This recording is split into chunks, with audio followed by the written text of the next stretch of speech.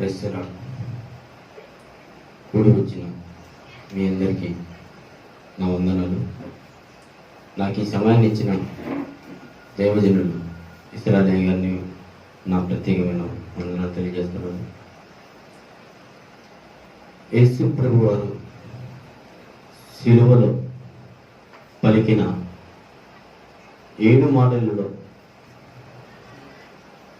మొదటిగా, తండ్రి వీరేం చేయుచున్నారో వీరు ఎరగరు కనుక వీళ్ళ తప్పుల్ని క్షమించమని అన్నారు. రెండో మాటగా, మీరు కూడా నాతోటి పరలోకంలోకి వస్తారని చెప్పి ఉన్నాడు. ఈ 2 మాటలు మనం ఇదివరకు విన్నాం. మూడో మాట ఇప్పుడు తెలుసుకుందాం.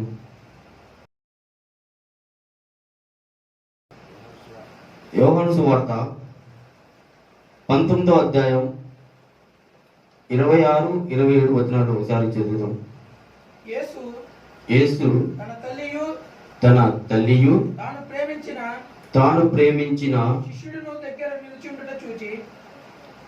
యేసు తన తల్లియు తాను ప్రేమించిన శిష్యుడు దగ్గర నిలిచి ఉండుట చూచి, అమ్మా ఇదిగో నీ కుమారుడు అని తన తల్లితో చెప్పెను. తరువాత శిష్యుని చూచి, ఇదిగో నీ తల్లి అని చెప్పెను. ఆ గడియ నుండి ఆ శిష్యుడు ఆమెను తన ఇంట చేర్చుకొనెను. చాలు. మూడో మాటకు మనం తెలుసుకున్నాం. యేసు ప్రభు వారు తన తల్లిని చూసి, అమ్మా ఇతను నీ కుమారుడు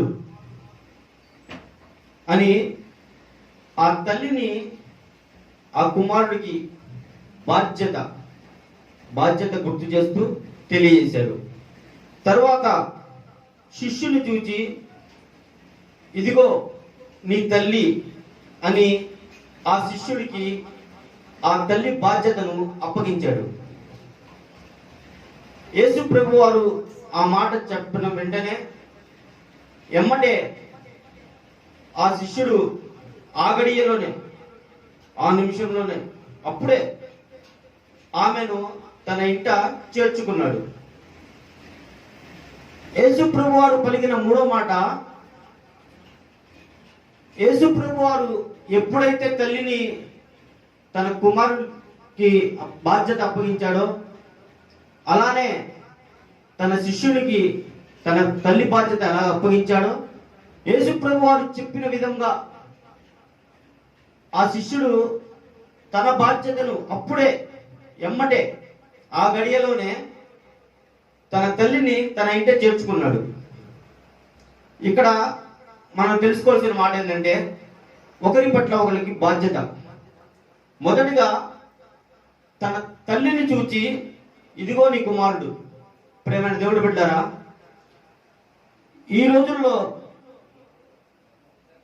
మనం మన బిడ్డలని ఎంత బాధ్యతగా పెంచుకుంటున్నాం, ఎంత బాధ్యతగా చూసుకుంటున్నాం. యేసు ప్రభు వారిని బాధ్యతతో, ప్రేమతో తన తల్లి మరియా ఎంతో బాధ్యతతో పెంచి ఉన్నది. తన తల్లి తన బాధ్యతను నెరవేర్చుకున్నది. అలానే హన్నా తన కుమారుని ఎంతో బాధ్యత కలిగి, ఎంతో బుద్ధి జ్ఞానంతో తన కుమారును సమూయేలును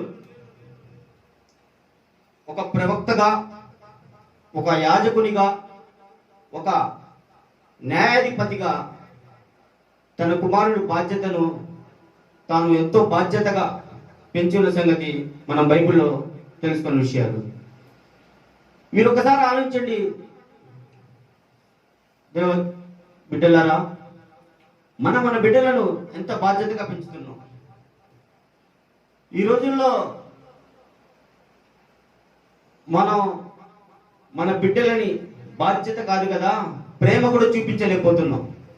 ఆ బిడ్డల్ని తల్లి ప్రేమ, తండ్రి ప్రేమ లేకుండా హాస్టల్స్లో, అనాథాశ్రమాల్లో ఎంతోమంది బిడ్డల్ని మనం ఈ రోజున చూస్తూ ఉన్నాం. ఇంకో విషయం, మన బిడ్డలకి మనం నిజమైన బాధ్యతగా, నిజమైన ప్రేమను యేసు ప్రభు వారైతే ఆ శిష్యుడికి, తన తల్లికి ఎంత బాధ్యతను అప్పగించారో ఆ బాధ్యత మనలో ఉంటే ఈరోజు మన బిడ్డలు, మన తల్లిదండ్రులు కూడా వృద్ధాశ్రమాలలో, అలానే అనాథాశ్రమాల్లో ఉండే అవసరం ఉండకపోవచ్చు. దేవుడు బిడ్డారా, మన బిడ్డల కోసం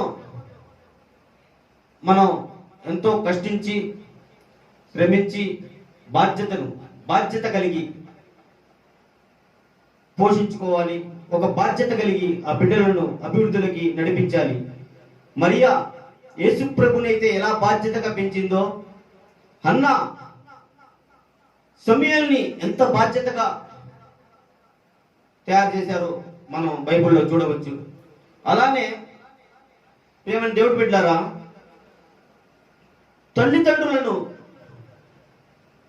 మన తల్లిదండ్రులను మనం ఎంత బాధ్యతగా చూసుకుంటున్నాం?